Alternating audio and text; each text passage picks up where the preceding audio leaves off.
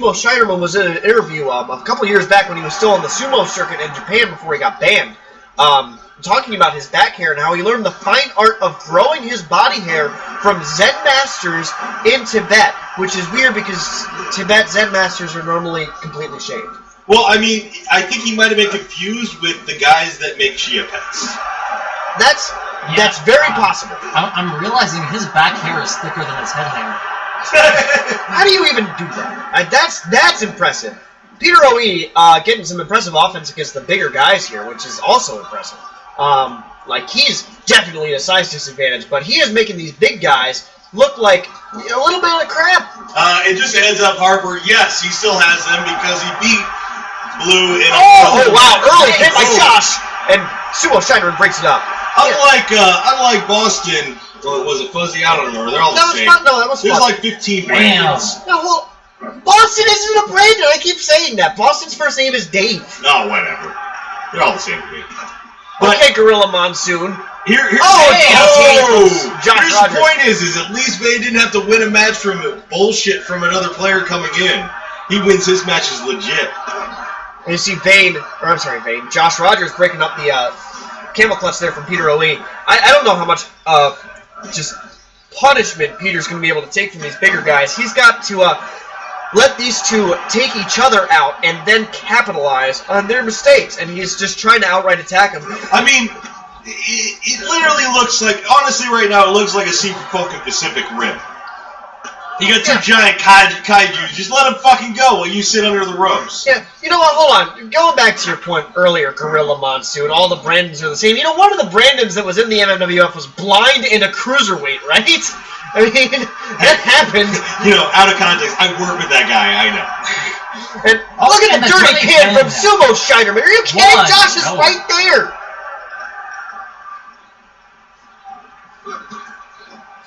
Jill with the disrespect to the RNF&D. All three of these superstars are RNF&D.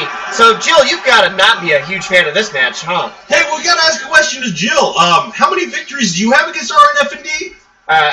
Actually, quite a few. Let's not bring that up. Okay. How many? No, she hasn't. She's lost every legitimate match she's been in.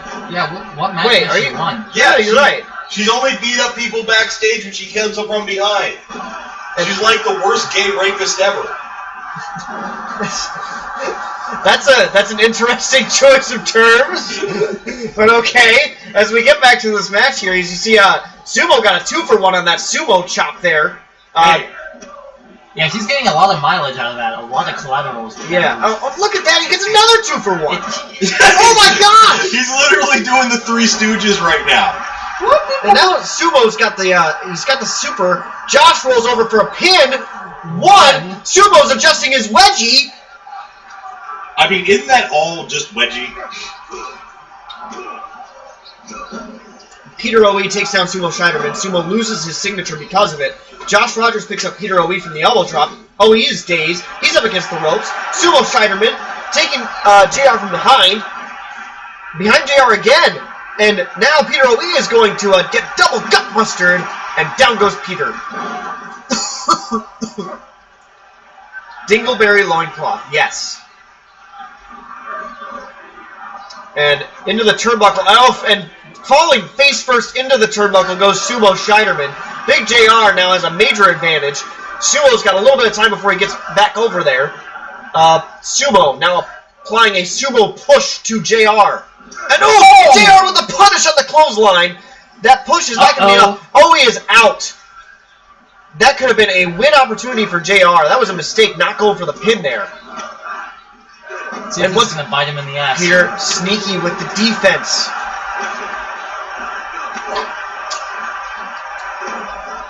And now JR is down. Kicks Peter Oe in the face. And it becomes a brawl of strikes over in the southwest turnbuckle there. Falling headbutt from a guy that size is not going to be something fun. And now here we go, another double team gutbuster. And now Sumo Scheiderman has a signature move again. But Big JR interferes, he can't use it. He still has it stored. I imagine we're going to see it soon here. And what a combination! They both have holy crap! Left and right. Sumo chop. Kick. Misses. JR gets behind Sumo Scheiderman and lifts him up. Backside slam. A huge backside slam from a man to that size. Flip over jawbreaker. Josh Rogers suddenly looked very strong in this match. Punch. Arm wrench tie up. The punch gets reversed. There's a headbutt. There's a belly-to-belly suplex. And now Sumo Scheiderman's got a finisher. But he's on top! What's up? Wait. One. There's the breakup from Peter O'E. Sumo Boy looks like a square. He really does look like just a flat square, doesn't he? Yeah, a little bit.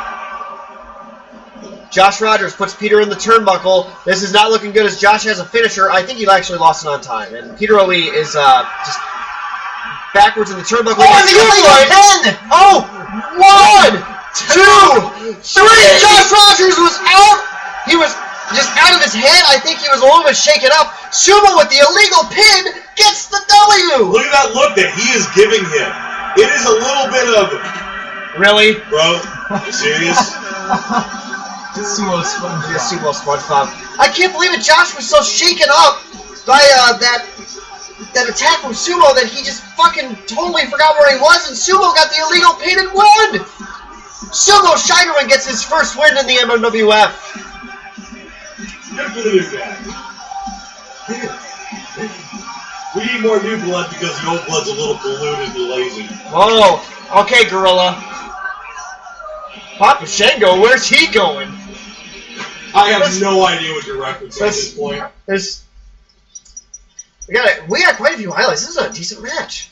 So here's we're gonna look at this double team action. That's 406. You see that there's the illegal pin. Josh breaks it up. I think most of those are just gut busters between Sumo and Josh. Yeah, Sumo and Josh just absolutely murdering Peter O'E's insides. No, it's not because Peter O'E got the punches in on... yeah, there were one or two of those, but most of them were gut busters. There you go, Gutbuster, punches, Gutbuster, Gutbuster. Yep. But here's the move that decided it all.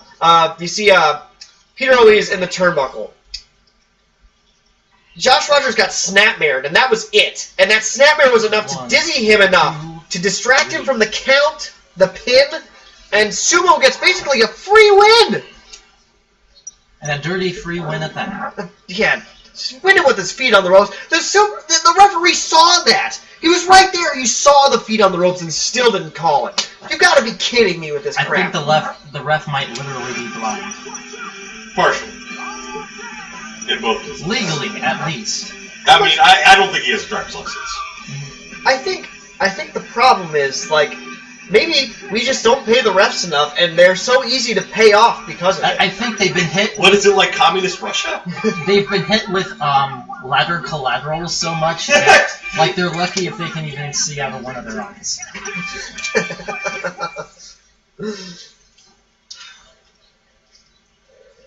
Alright, we got more A W is a W. Yeah, you know what, Fuzzy? A W is a W, but, like, some of these W's that we're seeing are just, like, crap. Like, this is insane. Are you kidding?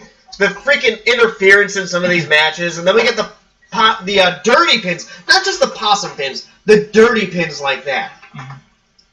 Well, you know, I gotta agree with Fuzzy here. At the end of the day, we're all here to win. Yeah. You gotta do what you gotta do. I mean, he's gotta take the win when he can get it.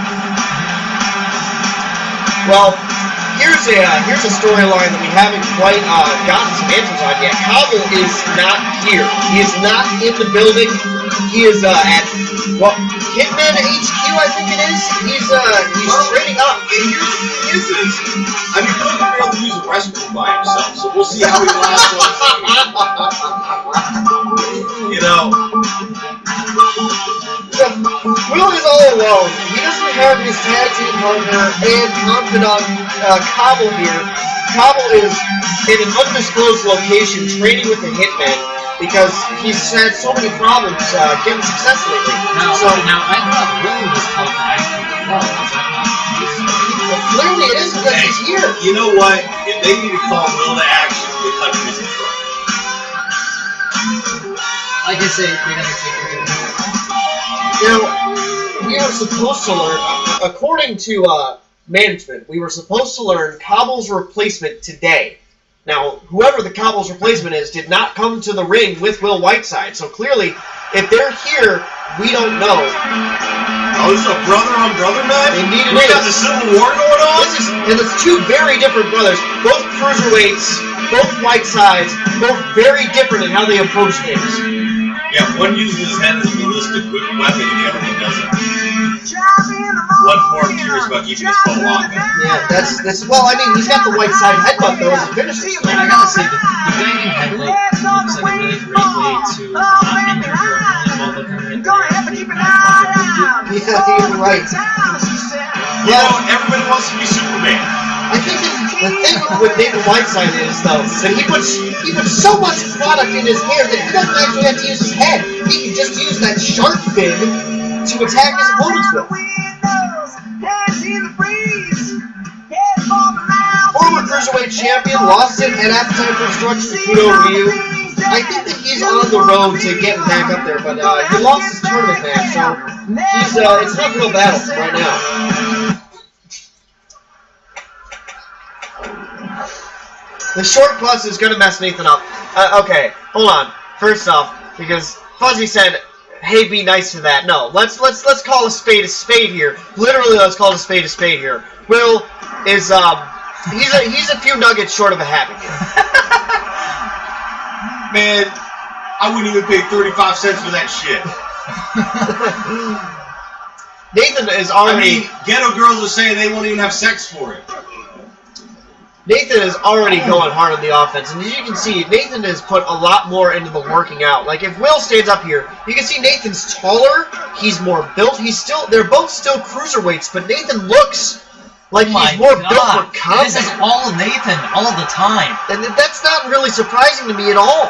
I mean, Nathan Whiteside just looks stronger overall in the league right now. Well, the other thing is... And he's already got a signature move. This is all bad for Will. That's 2 weeks in a row that it's all bad for Will as he puts Nathan in the corner of the flying elbow. But you got to remember something. Will goes more for the lean muscle and the high-flying antics that you see with Cobble. That's their signature. And I mean, I can understand it, but when you go in against somebody bigger, as you saw with Cobble versus Bane, it doesn't pay off. And you saw Will versus Freak Show last week and everything that happened there. Oh my goodness. I don't know why Will and Freak Show were even in the same fucking room. That was a setup for Will to look like a fool.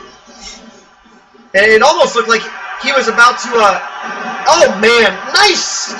Was that a flip over neck breaker? What a huge move by Will, breaking out the offense here, going high risk, high reward. And this almost looked like it was about to be another squash match for Will, but Nathan is, he took his foot off the throttle instead of applying that signature move. I thought we were about to see Will lose in less than 2 minutes again. Nathan with a flying elbow of his own. Just even among these two cruiserweights, the size disparity is staggering. Yeah, I gotta admit, this is gonna be the very bottom of that weight class against the very top. Yeah, I mean, Will's practically a featherweight. Yeah. There might be women in this league that weigh more than he does! Another flying elbow from Will! Well, I know for a fact that Yunko and I think Artemis both outweigh him. Yeah, easily. The muscle mass on Breast Junko. No, hold on. The muscle mass on both Junko and Artemis is actually pretty impressive. Well, that's the thing is they're actually fighters. They're not strippers. And look at that! Elbow, but the 0 count. I mean, let's be honest. If you look at the bitches division, you have, I would say, 4 legitimate wrestlers. Everybody else would be, I would rank in the stripper division. You know, hold on, Cobble. Cobble brings up the bantamweight argument. Look at Will and tell me that is what a bantamweight looks like. Have you seen the bantamweights in the UFC? They're 5'3" and they're shaped like hockey pucks. Yeah. And Nathan, look at Nathan making Will miss and then following up with a leg drop, but it just grazes Will. Will's kind of more of a do you even lift? Will definitely probably should have been Will pulled looks back like as well. He should be a jockey. That's true, actually. Yeah, 100%. But here's the thing is oh, that was Fuzzy. I'm sorry. That was not Cobble. That was Fuzzy. Back to the bitches division, I would say 4 of them actually look like fighters. You look at Clothesline, Bulldog. You look at Jill, you look at Artemis, and you look at Yana now, but the rest of them look like they're strippers. They look like they were